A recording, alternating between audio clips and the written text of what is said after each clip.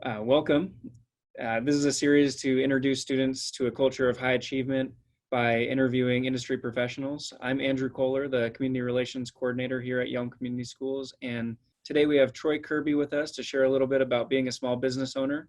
Before we start, I'd like to remind you that this Zoom is being recorded, and a link to the video will be available on the website. So welcome, Troy, and thank you for joining us today.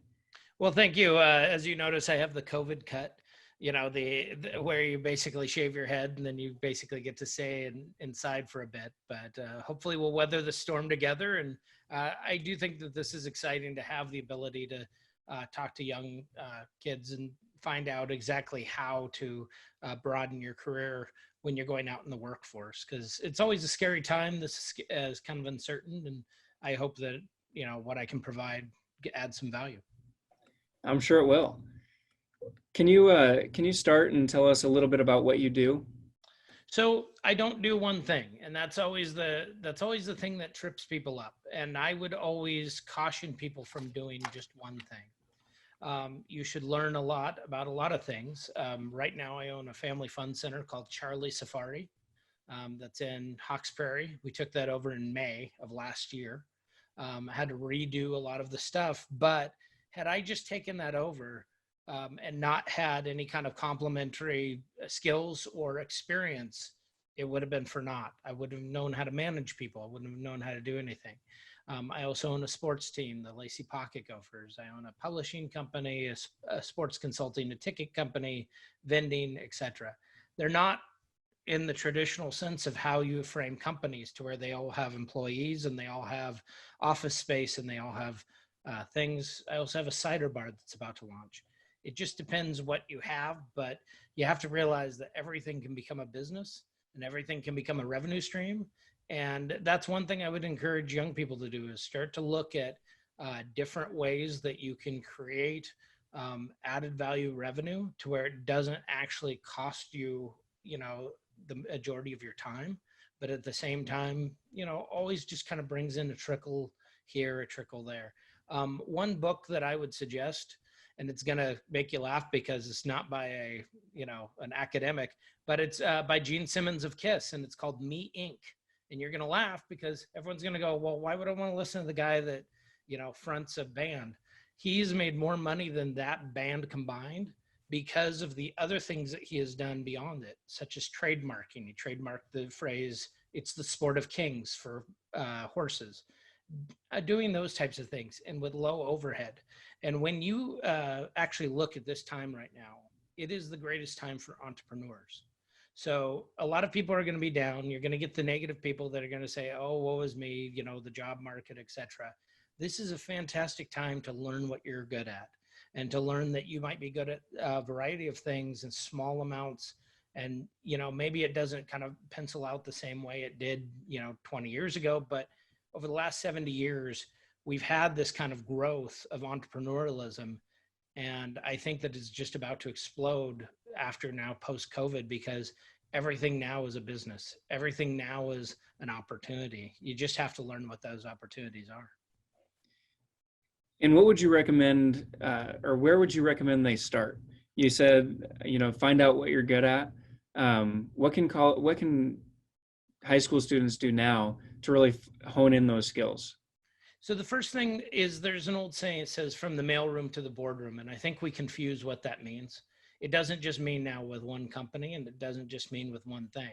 But if you can learn, if you're at the bottom, say you're at a McDonald's and they have you, sweep the floors, or they have you do something like that, you can learn so much about the products that they're selling, the products they're using, what type of, really kind of rollout programs they have in terms of how they clean. That doesn't sound like it's interesting at all, but what you have to kind of frame is, how can that be sold to other people? Everything is about finding a way to use your skill set. And so if you're out there in that first job, instead of being resistant, and I see this with a lot of people, we saw this a lot with Charlie Safari. We always had these people that wanted to be managers. That was what it was. And I always told them, management sucks. Management is not what's, like you think of it because of it's a title, but you should be more excited because when you're learning stuff about how to change out the video games, or how to do, clean the bounce houses, or, do the other things, they may not sound like great jobs because everyone kind of tiers their jobs in the caste system of what they think is good and what they think is bad. But if it teaches you how to be an expert at something, or an expert at multitude of things, it's going to change exactly your outlook. I had one kid that learned all about the soda machines, and that was under Pepsi. Well, we switched out to Coke. He knew more than the Coke people. The first thing the Coke people want to do is hire him, because he knows how to use all of those systems and all the CO2. That's where the, expertise comes in. The idea of only doing a certain amount, I think, actually hinders you. And that comes back also to the negativism. You're going to have people that are negative your entire life that'll tell you, you should only do this, or you should only do that, or you should do this, or you shouldn't do that. Learn, be a sponge. And if you have negative people around you, think positive and get away from those negative people. I know that sounds horrible, but negative people like to drag you down because they don't want to work as hard, but they end up not achieving as much. And it doesn't, that is the number one thing that you should look out for, is how to make positive in everything you do. One of the things that Tom Mullen, who was the film professor at EW, I took a film class, and he broke it down one day, and he goes, you know what? At the end of the day, people just want to know they want to have you at their wrap party. And people lost their mind because they were like, wait, it's not about talent. It's not about this. He goes, all that stuff can be kind of metered out, but if people don't like you, and that doesn't mean just be a pushover, but if people don't really want to associate with you, you're not going to get the job. And so that's where a lot of the opportunities I've had have come from. So while I was doing Charlie Safari, and while I've done these other things, this last session, I was the host for TVW for their legislative review. Now, it was only... I'm gonna pause right now because some people may not know what TVW is. That's a public affairs TV station. But I guess what I'm saying is that... And Troy, what do they cover? They cover the legislature. They cover open government. But here's the thing. Had I not been nice to the lady on the plane who was sitting next to me that I had no idea was the TVW president 2 years ago, I would have never struck up a conversation. I would have never been open, because a lot of people, when they sit on planes, tend to be really kind of, to themselves. They don't really understand. You are always selling your personality. You are always selling the benefit of not knowing who you're talking to, not knowing who they're associated with.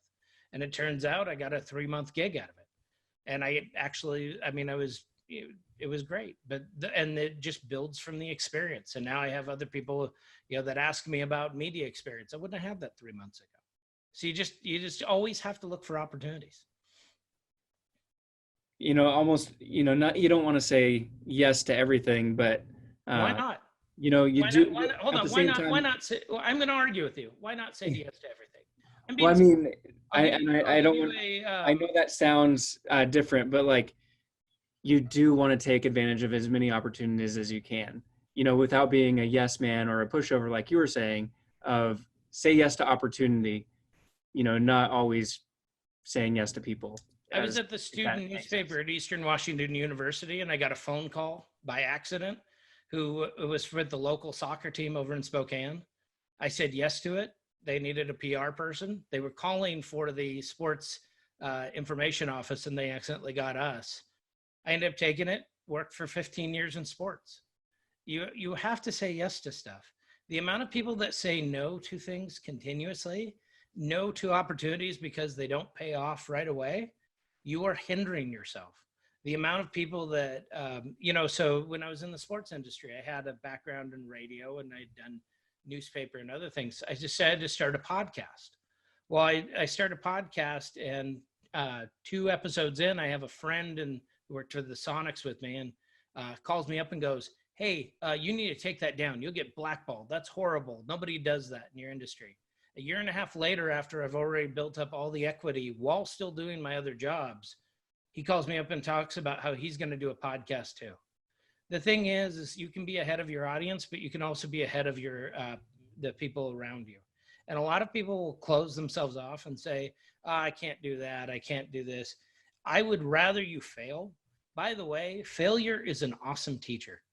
There is nothing that, and that is one thing that I will say that every young person has the advantage of now that we did not back when, I'm 44, back in the 80s and 90s. If we broke a computer, that was the only computer in the entire school district. Now you break a computer, there's 10 more, or there's whatever. You have multiple opportunities, but if you do not say yes to them, and I would say yes to every single opportunity, figure out how to do it afterwards. What are they going to do? Fire you? So what? Yeah, it's good to get fired. I've been fired before. Some of the best some of the best learning experiences you ever get are getting fired. The paralyzed by fear, opportunity kill that people do of they want to always hit the right moves. That's exactly why there are people right now panicking who have lost their jobs, who don't know what to do because they have set themselves on only one job. And it's unfair, but you cannot live your life that way, because the moment you live your life that way, you don't learn. And that's how you don't get in these great opportunities. Briefly, can you describe a job that you had that you failed? And because you mentioned that being fired and some of the best opportunities come from failure, or learning experiences come from failure. Can you briefly describe an example of that? I worked at an internet cafe and I was horrible at it. I was so horrible they fired me over it. But I mean, and it was because I didn't understand that you actually had to take the time to actually set up everything before you got there. So when you got there, you couldn't just get there when you opened up. You actually had to go through the entire process. And because I wasn't willing to at the time, and I think I was probably 18, and this is back when internet cafes were a new thing, when you actually had to go pay to go somewhere to drink coffee and access the internet because the internet wasn't Wi-Fi on your phone. I did not realize some of the things, but some of that came from a learning experience of realizing that I needed to actually look through the handbooks, that I needed to ask advice, that I needed to look at the training, that I didn't know everything that I thought I did. Because it's great when the problem that people have is when you're told you're, smart and intelligent and all that stuff, you start to believe the hype and you start really kind of learning. So you have to continually figure out that you don't know it all. And that to me is one of the big learning lessons I ever got out of that. Was continuously, every single time that I come on to any kind of new thing, I always try to learn about 10 things new before I even try to open my mouth. Because if I try to just open my mouth and just do it, I fail. But now if I prepare myself, I'm much better at it. And kind of how does that translate to, starting new businesses and owning businesses? Those experiences of failure and learning and growth, how does that, help how does that prepare your business to be successful? Well, number one, like Charlie Safari, when I came in there, they were pretty much on a bankruptcy type of mode. The old owner had abdicated and they had, staff, but they didn't really have a leader. But instead of going in and just bossing people, because I'd had those past experiences and how I wanted to be treated was one of them, and how I wanted to at least have a voice when I, go into an experience. And when you have multiple experiences, it allows you to learn not just how to boss people around, but also how to be bossed, and what you didn't like and what you received. I think that it was something that had I not had those multitude of experiences before I came in there, I would have just come in like one of those bad reality shows where they go and shout at people for, X amount of time, and then nobody would have listened. Instead, I sat people down. I tried to figure out exactly how to help people. Certain people are not going to get on board no matter what you do. But here's the thing, I didn't fire anybody. And it threw people off, because when I didn't fire anybody, what happened is they fired themselves. They decided to opt out because they didn't want to get on board. Or guess what? They got on board and they actually bought in. And by the time we got to October, November, from May, I had not fired one person. Certain people had left, but that would have been on their own accord, and I had always tried to work with them. But the difference is when you don't fire people, and when you instead try to work with them and they leave on their own accord, they don't have a bad opinion of you either. You don't hear any of the bad opinions because they know that you were fair. What is the first step in creating that culture? Well, first of all, the idea that you know it all is the worst idea possible. The other thing is to find people that actually want to be there. One of the things I learned from Charlie's was we had a young woman that I was told the day I showed up that she is not bought in. She was, I think, 19, 20. She's not bought in. She's lazy, whatever. She doesn't want to be here. You should get rid of her. And instead, I sat down and, I tried to work with her. And what was funny was one of our, situations that happened was, there was an opening. And here I'm looking at her and she's the only one that's actually doing all of the work. The thing is, why was she judged as somebody that was not worth it? Was a lot of times that she had been kind of convinced that there was no way to not only move up, but that she wasn't going to be heard out if she had an opinion. And that was one of the things that, so I said, well, what do you like doing? Well, I like scheduling. Okay, let's have you do scheduling. Great. What else do you like to do? Oh, I like the redemption counter. Great. Let's do that. Instead of saying, and then I took away a lot of the ideas that if you're a manager, you're the only one that gets to decide things. Because I don't think that just because you have a title means anything. A lot of times I think having a title is, really kind of a gobstopper. There's a difference between a leader and somebody with a title. In the Army, they call those ring knockers. Those are the people with the West Point ring. They're automatic lieutenants, and they knock with their ring. And the thing is, out in war, a lot of times, those folks don't get listened to as much as the folks that have actually been in war.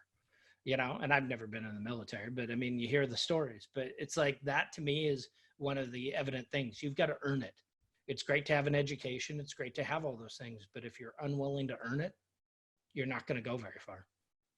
Are there any trainings or programs that you would recommend, young entrepreneurs get into? First off, I think it is always good to have a formal education. I have an associate's degree, a bachelor's degree, and a master's degree. I will never be against any of those things. I think that is silly because it gives you a breadth of knowledge. But while you're doing those things, you have carte blanche at those college campuses to screw things up. So, go try the student newspaper, go try the auto shop, go try all the fun stuff they have, because the reason they have it there is so you can break it and that you can learn from it and find out what you want to do. Now that is kind of the formal side. The other side that I would recommend to you is go find a job.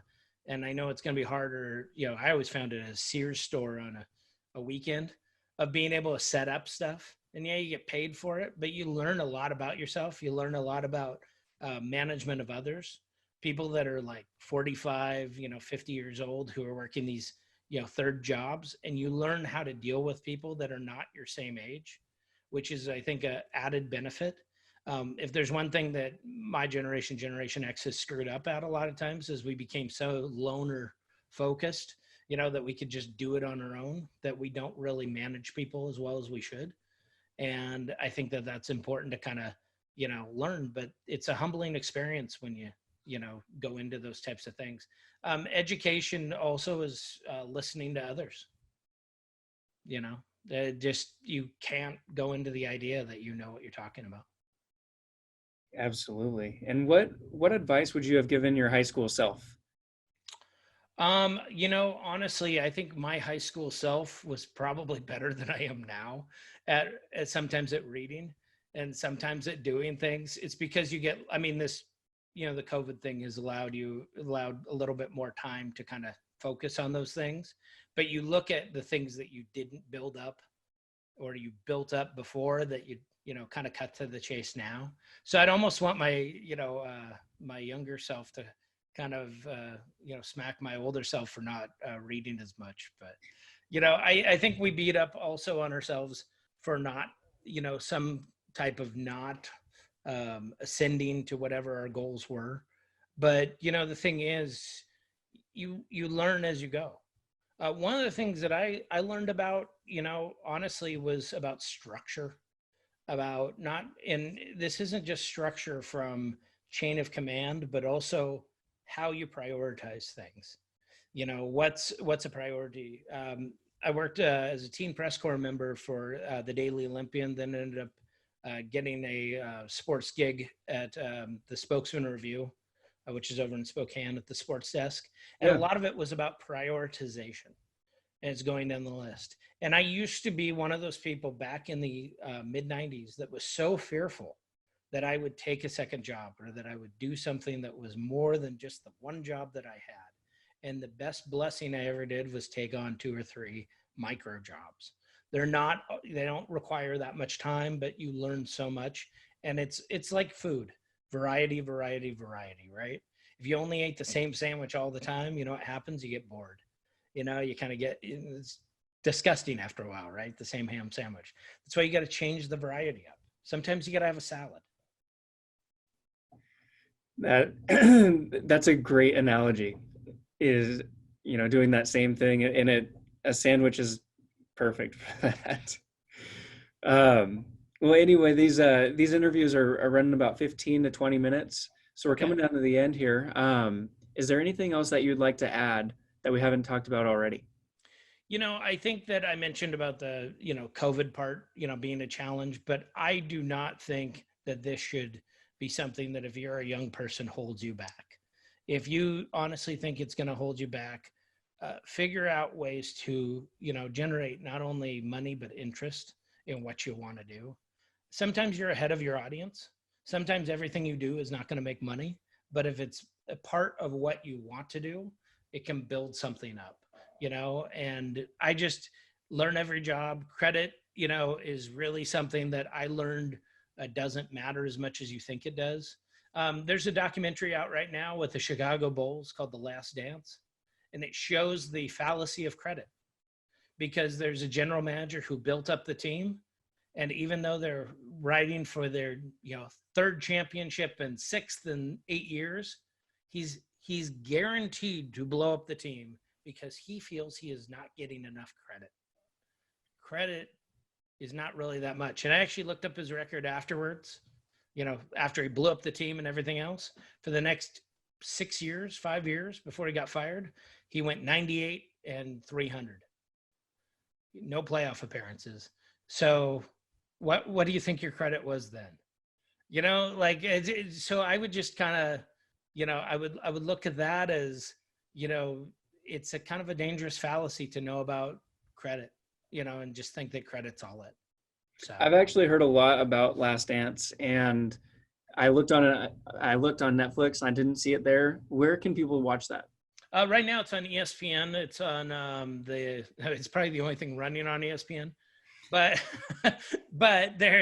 which is funny because right before this whole COVID thing, 101.9 FM, which is, here local, I have a deal set to where I can get that station for like next to nothing and actually put ESPN radio on, but there's nothing to put on. So I'm not going to, so it's just yeah. And by the way, how did that happen? How does one buy a radio station? I happened to be at a business networking thing, and a guy mentioned that he had all these extra cluster of radio stations, and he was trying to look to offload them. I was like, I'll get one. Okay. See, that's the thing. You're limiting your opportunities by not going to places to where you spread your opportunities. The other thing I would recommend is go, and you can't right now because, of course, we're all locked inside. But when they come back up, they are free business after hours by your chambers. You will meet more business people. Yelm, you have, Lynn Crutchfield. She's one of the best. We have a great chamber over here. But they have after hours. I would go hang out with Lynn. Go say, Lynn, I just want to meet people. Don't say I want a job. Meet people. Be personality. That personality works. People want to hire their friends. If they think that you got fire in your belly, they'll hire you. The other thing I would tell you is if you can pass the insurer's test and if you can pass the real estate test, even if you don't want to be one of those things, it's never bad to have those things in your backdrop, in your record, in your toolkit, because you can always pull one of them out. Thanks for watching.